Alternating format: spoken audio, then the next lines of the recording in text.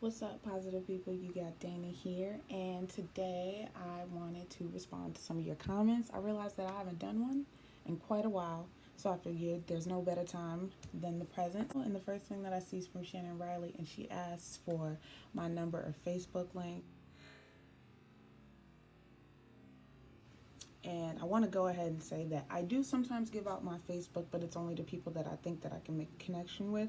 So let's get to know each other, Shannon. I'm on Instagram. Let's follow each other on Instagram and see where it takes us. Shout out to Talia Jasmine. I apologize. She said she's been watching some of my old videos. My old videos are low key kind of cringy to me. I don't know. I don't know. I think I was having more fun back then too, because like I said, I was just getting my shit off. Like I was genuinely just like unloading after work or unloading before or whatever.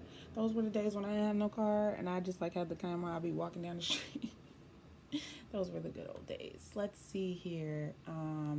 Sean says thanks for all the advice. He's planning on moving here. He's from, or rather, he's moving from Charleston, South Carolina. Shout out to you. If when you get out here, you know what I'm saying? Change is always good. It doesn't matter where you end up.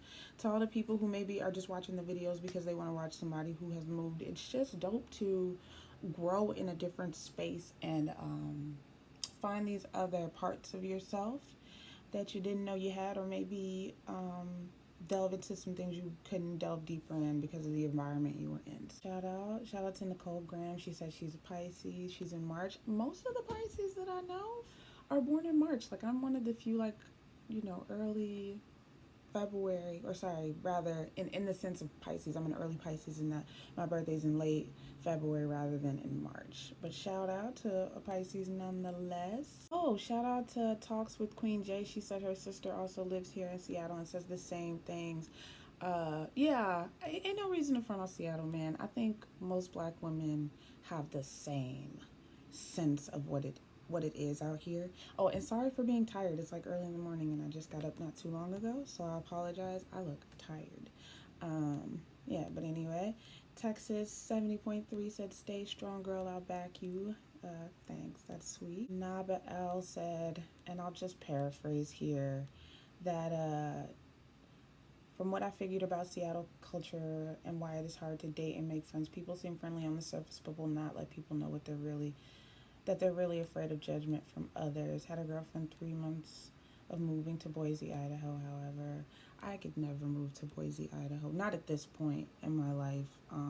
Love to just visit because it looks like Idaho in general is pretty beautiful, but I couldn't see myself living there currently. Dexter says, hey, hey.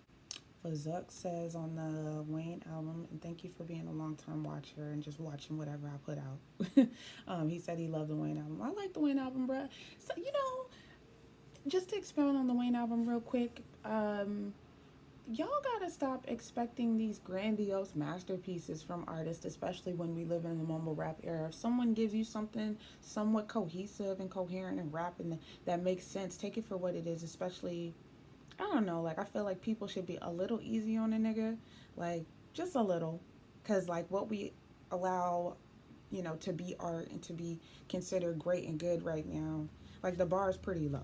I think that the Wayne album sounded different to what's out right now, was reminiscent of like the shit from back then, obviously. So the people that identified with his music then clearly had some bias because it was familiar. But at the same time, I feel like he was still topical and still relevant, and I feel like the beat choices for the most part were relevant. And in the parts that felt like throwbacks, I feel like he was able to bring those in a way. In the same way Drake's always calling back to something, I feel like Wayne did a lot of that on his album. Like, who doesn't want a special delivery sample now? Especially when you grew up when that video first came out. You know what I'm saying? Like that. Anyway, so yeah. Nuclear Skull 87 asked, "I'm thinking about living in Seattle one day because I want to be a video game designer, and I hear that Seattle is a hotbed for that kind of stuff. What do you think, though, Dana?" I think that yes, if you are a creative, come out here. If you are somebody who, uh, yeah, has a focus on a career that requires you to be by yourself a lot of the time, then I think Seattle is very conducive. I think you'll be around like minds. I think there are tons of opportunities. I also think too you'll be able to make your own opportunities. Yeah, if you're a geek, come out here. If if you's a geek, come and be amongst other geeks, bruh.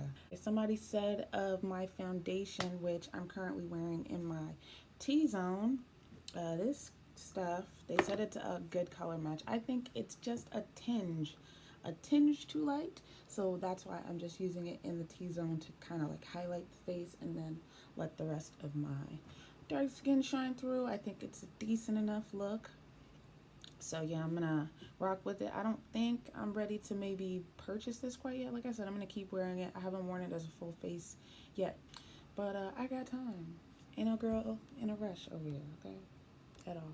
Basically talked about this on my Brett Kavanaugh video. Punky asked what my thoughts are on the delay, and my whole thing was yeah, they were just delaying the inevitable 7 more days, and obviously today was confirmation day, and yes, he was confirmed. Moving on. Once I progressive thinking, my dear, 3-year goal is to be there with you. I'm done with guns and all the other things, I guess, you know, you got to deal with in the South. That's not all of why I came out here. Like, I just wanted a second chance, bro, in just a completely different environment. I know that people just don't get that. Like, for me, it wasn't all ideological. It was mainly just focusing on a second chance and a clean slate and just really being able to focus on self. You know what I'm saying? Like, I didn't want to go to a big city that had like the craziest party scene, because partying had got me in so much trouble in Atlanta. Like, if I wanted that same trouble, I could have just stayed home. So for me, it was like I needed to grow up, and maybe I needed to be in an area that forced me to grow the hell up. Like, I'm out here dealing with assholes on the daily. You think I could pop off to everybody that I deal with? No. So it's taught me like more reserve. It's taught me more, honestly, more class. I think like it's taught me just how to boss the fuck up. You know what I'm saying? There's no safety net out here. Like, it's just me and JT, and because of that, like, I can't make these rash decisions based on emotions, like all the little dumb petty bullshit that I did as a little girl in Georgia. I just can't do that out here. And then two, I have a child who's like a school age kid with needs and wants and desires and with flaws and with her own mind, who's challenging currently at an age where she's challenging. And it's just like, so for me, it's not about necessarily, like I said, social climbing.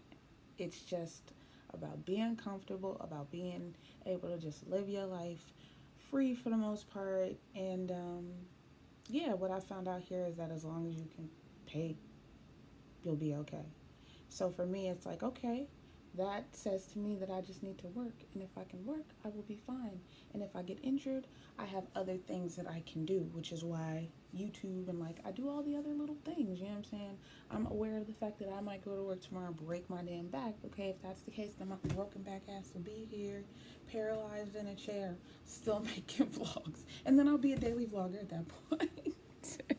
But you know, whatever it takes. Like, I'm full of so much more hope because I'm out here. Like, I don't feel hopeless because I'm out here. Like, I feel like if I get fired tomorrow, it's like, okay, I'll get my unemployment and then I'll find another job. Like, I feel like that's reality. And sometimes just having the hope is enough to keep you going. Maybe I don't have the same opportunities. Maybe it's all just smoke and mirrors and I'm wearing rose-colored glasses and I'm not any more better off than I was. Maybe that might be the case. But because I believe that in my mind, it's my reality. I think for a lot of people, perception is reality. I think we're living in a world now of smoke and mirrors. I think people can fail and win. I'm not saying I'm one of those people at all. Hell, I pay my bills, and if I don't pay my bills, I'm gonna lose shit. Okay? Like, I'm not over here not paying people, but I'm just saying that we live in a world where now it's like people lose to win to lose, and there's like murky waters on what's what. So,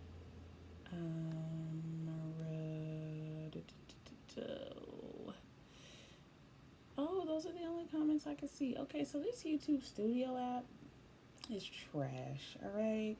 If I can't scroll down and really get into the meat and potatoes of my comment section, then what's the point of me using the app? Like, the app is flawed. Like, it's a nice layout. I like the new analytics. I think it's very much driven to make you post more. Like, it's like a doomsday clock, bruh. Like, yeah, you're down 11% as of yesterday. And it's like, nah, I'm not down because of performance. I'm down because I'm not posting every single freaking day because I have a life and a kid and other stuff going on. Crush 99 said, that she's an introvert who's thinking about moving out here, and I said that not to let some assholes, stop her from checking out Seattle. And she said thanks. James Lynch said, if you don't suffer in Seattle, you don't live here. Welcome to the club. And I think you might be right, because I've got an overall sunny disposition, but I think even now, in like the sort of jokes that I make, there's like a morbid undertone sometimes when I'm talking to people, and I think that's very much like a Pacific Northwestern thing. I was not on that back home. Somebody asked how much it costs to go to the Pacific Science Center, and it's 38 for adults and 25 for kids, 6 to 15. And if you get a membership, it's like free. But I don't, you know what I'm saying, I don't know the ins and outs. They have a website, so just check out their website. Freddie Fugg said the nightlife and social scene is so racially so segregated in Atlanta to the point that I've now become become to appreciate living in New Orleans. Oh yeah, I would say New Orleans is definitely, you know, more of an open town than Atlanta is. Like I said, it's the deep South. Like it's, you know what I'm saying, one of the original 13 colonies. Like that's some racism from way back. That's anyway. Jacob Maki said so right on the traffic. Yeah, traffic in Seattle sucks. Okay, it'll drive you insane. Yeah, that's all I have. I don't want this video to go on and on and on. If you haven't done so already, go ahead and give this a thumbs up if you enjoyed it. Subscribe to my channel and hit the notification bell so you know every single time I post. And until next time, peace, positive people.